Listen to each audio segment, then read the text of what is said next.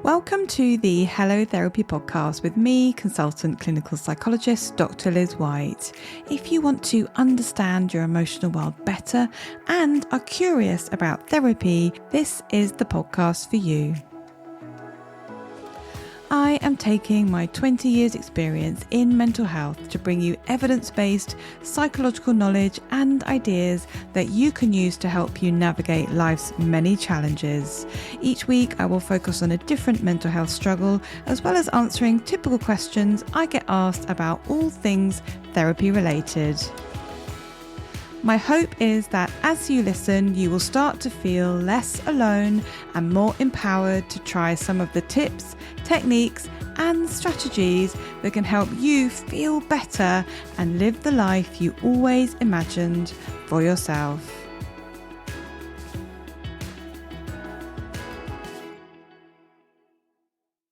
Today's episode is inspired by a question that I get asked by people a lot. Do I have low self-esteem? So it's a huge topic, self-esteem, in clinical psychology and mental health. And I am in this episode going to talk about the top 10 signs to look out for if you think you have low self-esteem. And then later on, I'm going to be sharing how you can start to improve your self-esteem and how you feel about yourself. So let's dive in. So firstly, what is self-esteem? Well, it is how we think and feel about ourselves. It's basically our opinion of ourselves. And we often think about self-esteem in terms of whether it is high or whether it is low. And why is this important? Well, if we hold a negative opinion of ourselves, if we don't feel good enough or of worth as a person, that is obviously going to have a huge impact on how we feel and how we navigate the world and our relationships within it. And research has shown that having higher self-esteem actually has a protective effect on our mental health. And that makes sense, doesn't it? If we generally feel good about ourselves, our moods will be a bit more balanced, we will feel more empowered to take on life's challenges, and we feel more able to deal with stressful situations when they arise. But how do you know if you have low self-esteem? Let's look at the 10 signs that I have come across in my clinical work. So one of the telltale signs of low self-esteem is that you think about yourself in a negative way. You don't think much of yourself. You don't feel good enough. You may have some really negative beliefs about your value as a person. And the first episode of the podcast talks a lot about not feeling good enough. So if you haven't already, feel free to check it out. The second sign that you may have low self-esteem is that you may have a tendency to be self-critical. So experiencing negative self-talk or some really self-critical thoughts like I'm useless, I'm worthless, I'm unlovable, I'm unattractive, I'm this, I'm that. Some really negative self-talk that really pulls your mood down and makes you feel rubbish about yourself. Thirdly, you may compare yourself to others a lot and think that others are actually better than you. So you may feel inferior to other people quite a lot. Now, if you are someone that compares yourself to other people quite a lot, maybe you compare yourself to your friends, or you compare yourself or your life to people that you follow on social media, I do have a worksheet that will help you identify what your comparison habit actually looks like. So how you do it, the sort of theme that the comparison takes, and who you compare to. So I'll put the link in the show notes. Feel free to check it out. So the fourth sign that you may have low self-esteem is that you self-deprecate and make jokes at your expense. So if you do this a lot, what you may notice that this has the effect of inviting others to do the same. So you may notice that other people make jokes at your expense if you yourself are someone that makes jokes at your own expense. Number 5 is that you blame yourself when things go wrong. So rather than looking externally for the cause or reason of something going wrong, your default will be, it's my fault. And often if you blame yourself a lot, you tend to experience shame. And shame is one of those really tricky emotions because it often comes along with guilt as well. Number 6 is that you find it difficult, if not impossible, to take on compliments.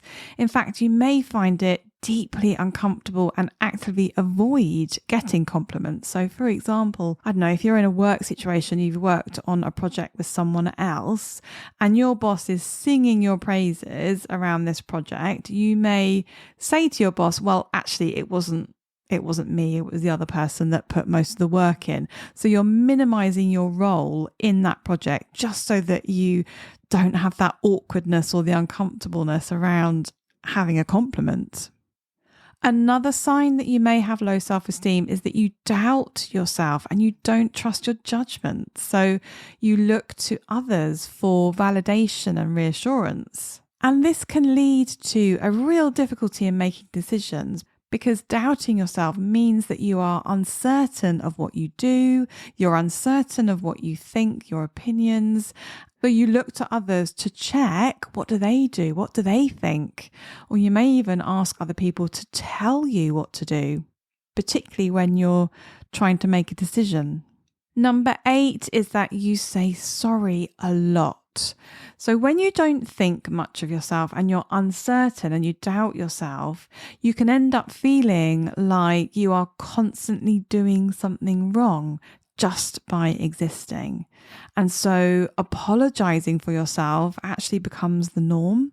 Another sign that you may have low self-esteem is that you make yourself small. So you avoid expressing your opinions.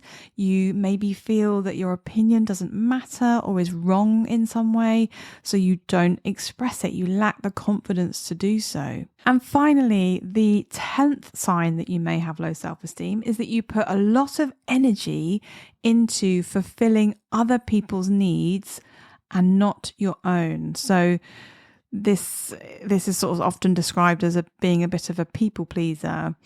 Now, if you don't feel worthy as a person or you don't think much of yourself, you're going to have a massive blind spot when it comes to your own needs or your wants or your desires. So it becomes a lot easier to focus on those around you. Now, if you've been listening and a lot of what I've been saying has been really resonating with you, I want you to know something. I want you to know that low self-esteem is something you can change. You do not have to live your life thinking badly about yourself. You can learn to change that internal narrative and those feelings. Now, if you Google, how do I improve my self-esteem, you usually find the standard responses around generic self-care. So things like move your body, exercise, eat well, get good quality sleep, etc. And that's all great and it's really important for our well-being and mental health in general. But if you have low self-esteem and you don't think much of yourself, it's going to be quite difficult to suddenly start doing all the self-care stuff. And I actually think that there is one step before getting a good self-care routine, which is finding your sense of care for yourself. Now, your mind may tell you that you hold little worth and that you're not good enough. But as a human being who is living a life on this earth like everyone else, you have inherent worth. Let me repeat that. You have inherent worth. And therefore you deserve to be cared for. And the best person to care for you is yourself. You are the only person who truly knows what you have been through, what you have suffered and survived, and therefore what you need.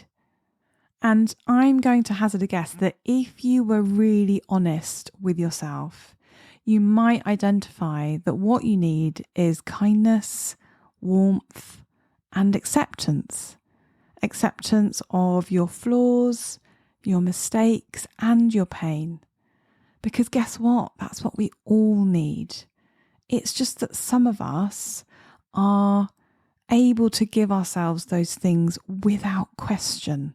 So a practical thing you can do to start caring for yourself in this way is this.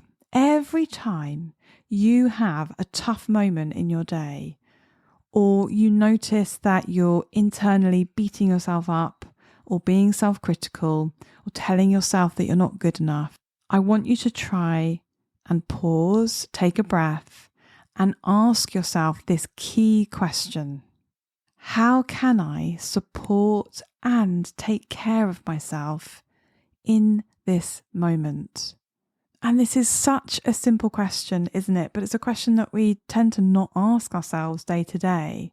But if you do it enough and take action from it, you start to shift into a more self-compassionate mindset. You start to have more compassionate understanding for yourself and your situation.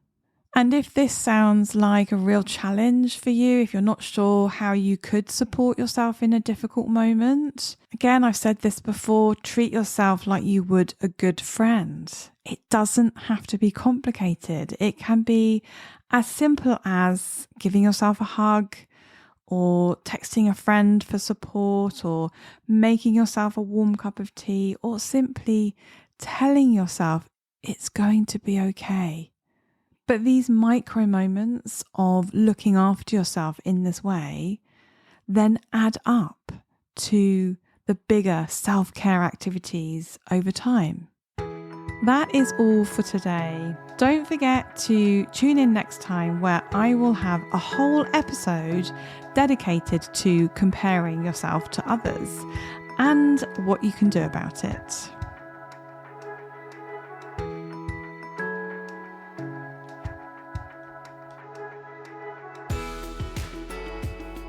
Thank you for listening to this episode of Hello Therapy. If you found it helpful, don't forget to subscribe, follow, and review.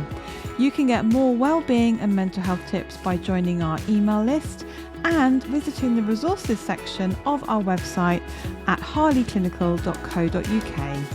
The Hello Therapy podcast and the information provided by me, Dr. Liz White, is solely intended for information and educational purposes and does not constitute personalised advice. Please do reach out to your GP or a mental health professional if you need support. Until next time, take care of yourself.